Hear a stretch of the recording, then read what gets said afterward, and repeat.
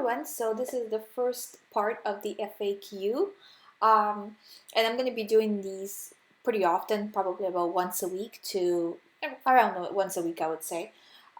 So please send me your questions. So today I'm going to answer some of the questions that I have received, and I do apologize, guys, for not filming, myself like I usually do. And the reason being is I don't have the camera available to me now, and I don't want to make kind of a not so good video with the equipment that I do have, because I mean it stays on your channel forever basically. So I don't want to make something that's just like subpar quality. So, anyways, I do promise you that the next one will be filmed. And to be honest with you, I'm kind of running around, so I don't have time to set up the lighting and everything just like right, so it looks nice. So that's why it's better for me to give you the answers rather than wait to give you the answers. Okay. So let's go through some of these questions now. So, I got the questions. What machines do you use for the raw food? And for now, I have Kuwing's whole juicer, and I'm telling you, like, totally worth the money. Also, I think they sell them. Well, I'm in Canada, so in Canadian dollars, because the dollar is not doing so well right now. Well, compared to the Canadian, in Canada, I think it's about 500 Canadian dollars, and I bought it on eBay for 250 Canadian. So really look for deals. You don't have to buy brand new. Like I wanted to buy from Amazon, and I just ended up buying from eBay just because, like, why would I? A lot of the times people will buy something, not stick with it, and want to sell it. So really look for deals, and as long as it's like, it's probably going to be barely used, because a lot of these appliances, like, people buy them, can't do it, and then just want to get rid of them. So um, you can get a really great deal, because to be honest with you, I didn't want to spend $500, but I didn't want to buy like a regular juicer, because like I already had a regular juicer and it wasn't really juicing that well. So if you don't have a juicer, I don't recommend you buying something that's like mid-range. Buy the high end, because I think that if you're serious about it, if you're serious, you're gonna go to the high end anyway. So I would suggest that you spend the money right away, so you're not kind of buying twice basically. Okay. I had a question on the eye update, and yeah, I'm gonna do the eye update. I kind of wanted to show you guys more of a result, because to be honest with you, like, you guys have to understand, I'm a real person, and just because I can read eyes, it doesn't mean that I'm eating 100% raw. And I'm glad for the people that are eating 100% raw, but I'm just honestly, like, I'm not quite there yet. So I'm doing my best. Plus, I have a family. I have a really, really busy lifestyle. So I do the best I can. I'm about 80% raw. Some days I'm 90. Some days, I can go as low as 70. But that's the prayer. Usually I'm about 80% raw. 80 or 90. 90 on during the week, and then on the weekends about 80, because the weekends are hard, because everybody's home, and when you go out and stuff like that, it becomes a little more difficult. So yes, so look forward to that, and yeah, don't judge it too harshly. There's still progress. It's just the regular life, right? What shampoo do I use, and if I use shampoo? So I am using it's called Vidal Sassoon Extra Smooth or Super Smooth or something like that. It's good. To be honest with you, I'm still in the process of finding shampoo, but again, I've been so busy lately that I haven't really given it the proper time. I tried to wash with baking soda as a long-term thing, and I find that hair kind of, I don't know. I like it like when it feels silky, not when it feels like dry, even though it's not really dry, but it feels a little bit dry. So I don't, I'm still in the process. Somebody recommended me like an all organic soap. I believe they make it in India, or it's popular in India. So I have to try that. I haven't still tried that yet. So I'm looking forward to that, and hopefully that'll fix itself. I haven't really, found the shampoo. I do try to use as much as of just conditioner or co-washing as possible. So I do use shampoo very kind of rarely. Like, before I didn't use it at all, but just because I'm busy sometimes, I don't have time to like really kind of, because when you're washing with conditioner, you have to really thoroughly, wash it, and you use a lot of conditioner. So I find that, I don't know if that helps, because you're using so much conditioner, and then you have to rinse it really, really well. And sometimes I just don't have the time to do all that. So again, a lot of this for me lately runs into the time aspect, where the time wise it's kind of difficult.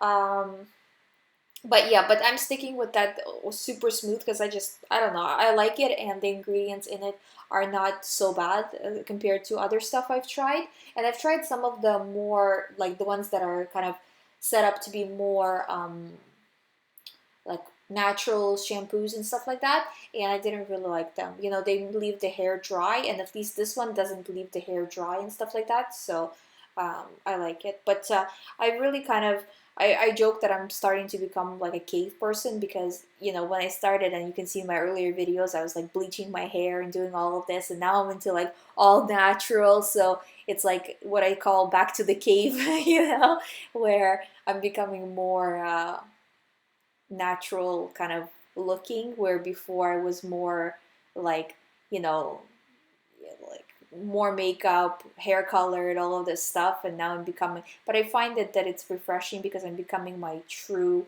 authentic self, which is really refreshing for me anyways, because I've colored my hair all my life. So for me to actually see my hair color and all of this, and know that it's, you know, not messed up with chemicals, and that my scalp is not absorbing chemicals and all of this, is like refreshing. And I'm still on that journey with the hair as well. And once I find the shampoo that works, I have to kind of be serious about it, to be honest. I haven't really focused so much on the hair stuff to like figure it out. So yeah, but I do find that co-washing, even as a long term, is a good idea. So if you guys not sure if you should go do co-washing or not, I really do suggest it. It works very well. And co-washing, by the way, is conditioner washing. So washing your hair with only conditioner.